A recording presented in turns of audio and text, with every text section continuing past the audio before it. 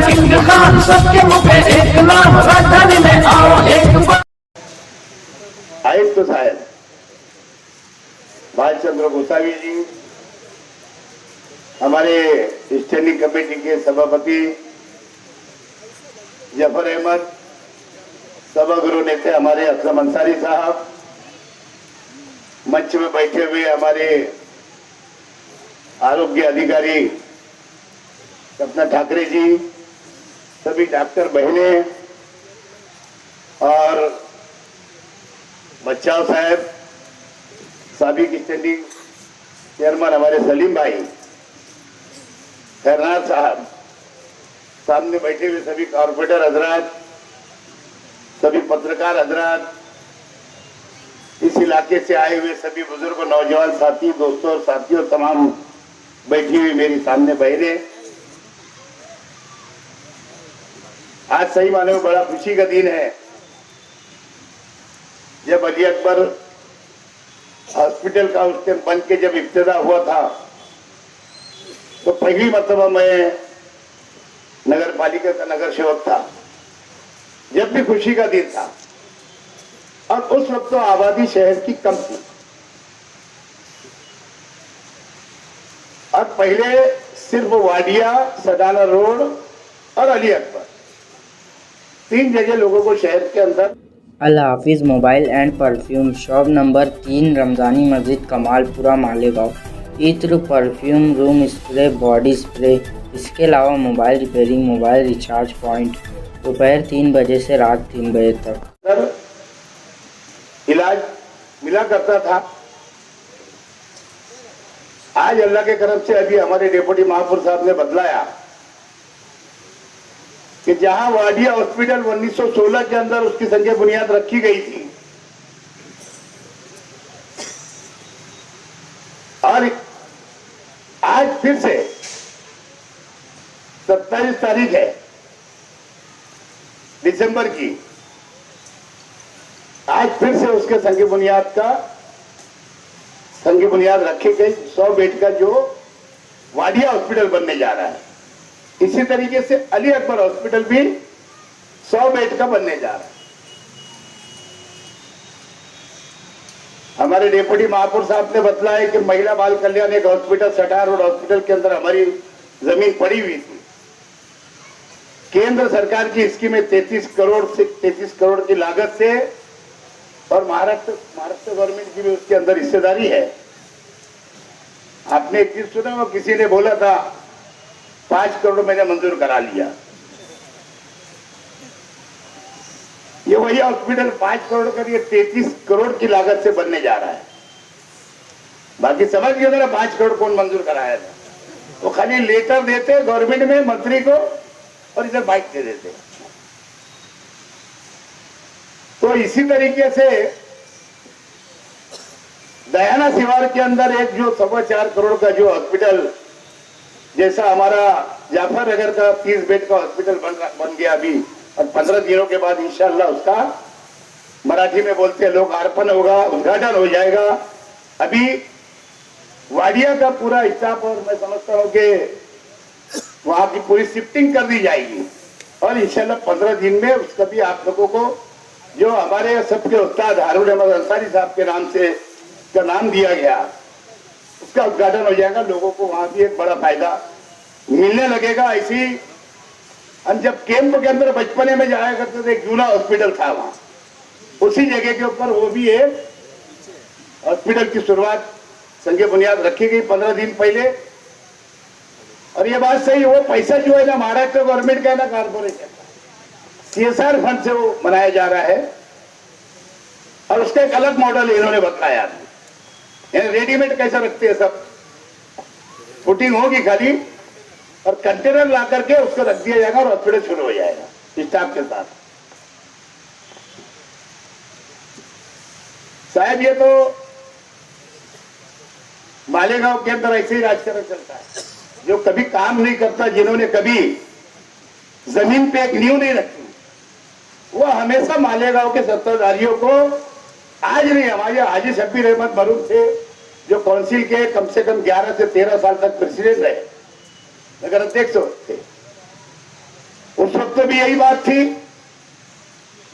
आशा आपा हमारे आमदार थी, उन्होंने हमारा एक फिल्टर प्लांट मालेगांव शहर में यूना जो आप देखते हैं आगरा रोड पर, उनके दौर में लाया।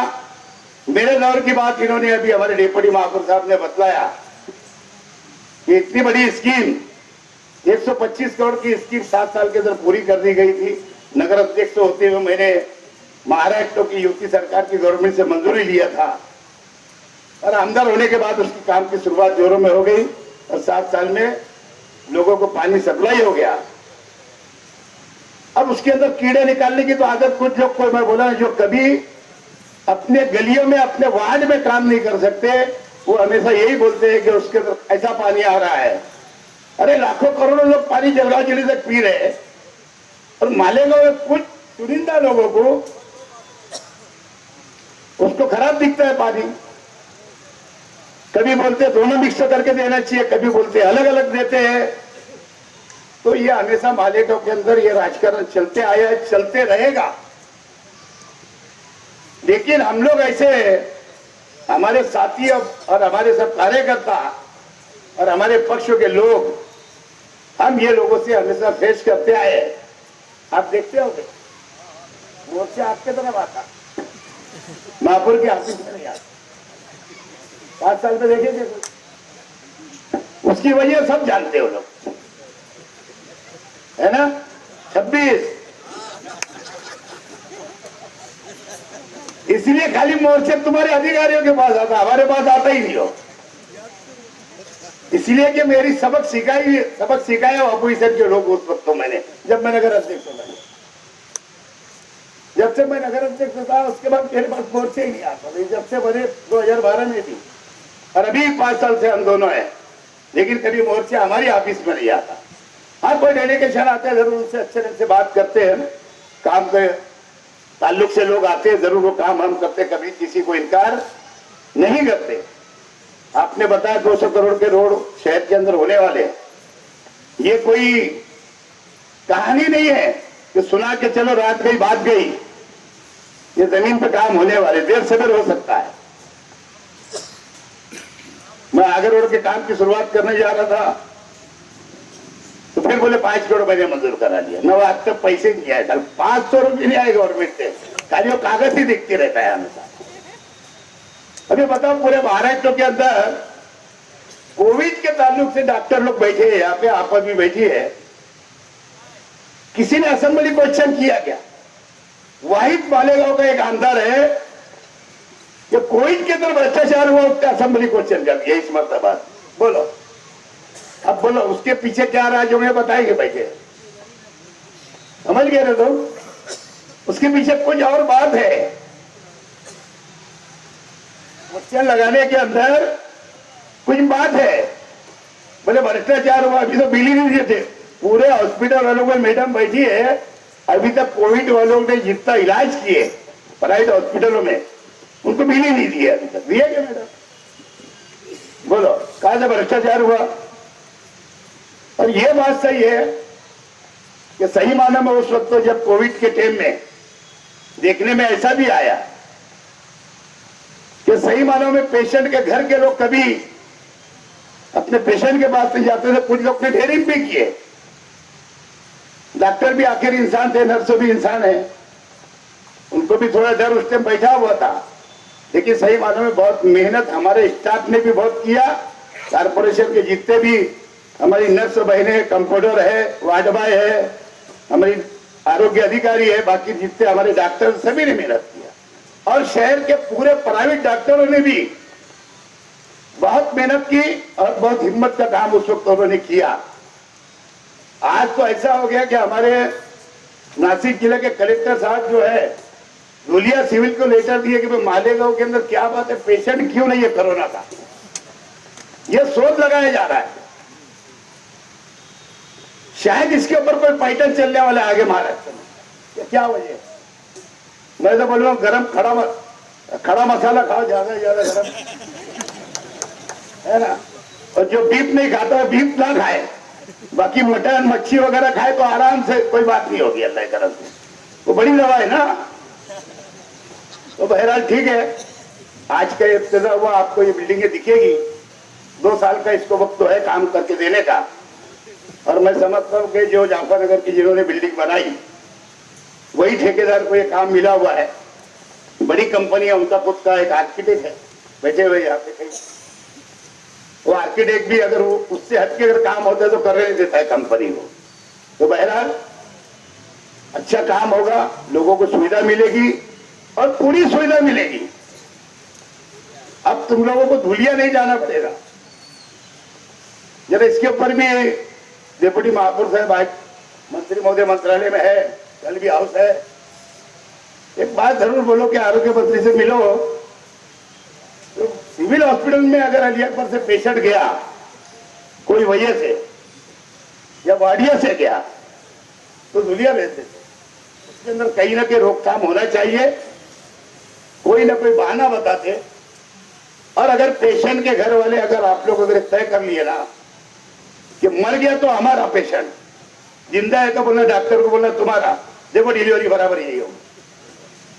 लेकिन उसके अंदर कुछ कट का सवाल रहता है कहीं कहीं, और आप लोग समझते नहीं। पेशेंट के मैके वाले भी और ससुराल वाले भी दोनों घबराए हुए रहते हैं। वो डॉक्टर से पहले खुद ही बोलते सीजर करो। और उसकी वजह है कि बेटियों को अब हम काम करने नहीं देते।